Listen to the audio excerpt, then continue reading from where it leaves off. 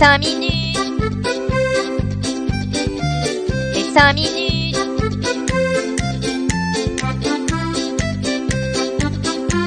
Les 5 minutes du coin.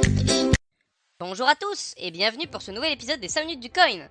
On commence avec une citation du célèbre homme d'affaires Warren Buffett. Si vous achetez des choses dont vous n'avez pas besoin, vous devrez bientôt vendre des choses dont vous avez besoin. Autrement dit, investissez uniquement l'argent que vous êtes prêt à perdre.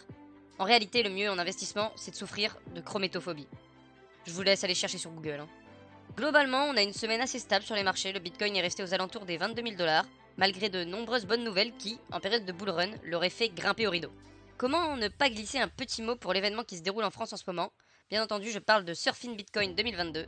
Pour ceux qui ne sont pas au courant, c'est la plus grande conférence européenne autour du Bitcoin qui prend place au casino de Biarritz, les 25, 26 et 27 août. Donc ça se termine bientôt, malheureusement. Au programme, de nombreuses animations, des conférences animées par les acteurs majeurs du monde des cryptos, bref, un rendez-vous bien sympa auquel on aurait tous aimé participer. Comme on ne change pas une équipe qui gagne, on va commencer cette actualité par une nouvelle histoire d'arnaque, celle-ci au pays des NFT. Et oui, les NFT c'est 100 fois ni loi et les arnaques sont nombreuses. Dans cette histoire, c'est une plateforme d'échange de NFT créée récemment nommée Sudorar qui nous intéresse. Cette dernière a ouvert ses portes cette semaine et les a refermées à peine 6 heures plus tard en disparaissant avec les 800 000 $ des utilisateurs fraîchement arrivés. 120 000 $ de l'heure, c'est plutôt une bonne situation arnaqueur, presque aussi bien que princesse. Direction la Russie pour parler non pas de conflit armé mais de minage. Les mineurs sont encore plus frileux à y rester qu'un trentenaire ayant rendez-vous pour une circoncision. Et cela malgré des conditions très favorables au minage dans le pays.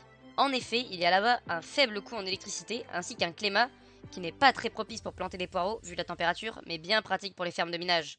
Cette semaine, c'est la société SBI Holdings qui décide d'y arrêter ses opérations par crainte de sanctions américaines. En avril, c'était Compass Mining et il y a environ 2 mois, Flexpool. Malgré tout ça, la Russie représente toujours 11% de la puissance de hachage de Bitcoin. Voilà, c'est tout ce qu'il y aura en mauvaise nouvelle cette semaine. On peut passer sur un ciel ensoleillé, mettez-vous en maillot car oui, il y a eu de belles annonces.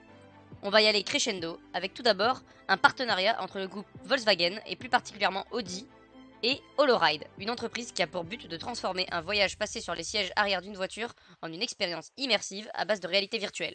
Audi va intégrer HoloRide dans sa production en série, ce qui est un énorme pas en avant pour la startup. Le but étant de voyager et de jouer dans des lieux à thème synchronisés au mouvement de la voiture. Ça change des écrans fixés sur les appuis-têtes avec les 600 fils qui pendouillent, vous trouvez pas?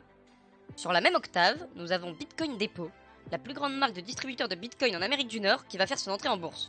On parle de 7000 distributeurs répartis entre les USA et le Canada. Cette entreprise va fusionner avec GSR2 Meteora Acquisition Corp. Voilà, un nom assez court. Grâce à un accord de 885 millions de $. Bitcoin Depot, suite à cette fusion, deviendra automatiquement une entreprise publique listée sur le Nasdaq. Le Nasdaq, c'est quand même le deuxième plus important marché d'actions. Cela donne encore un nouveau moyen pour les acteurs de la finance traditionnelle de pouvoir indirectement investir dans les crypto-monnaies.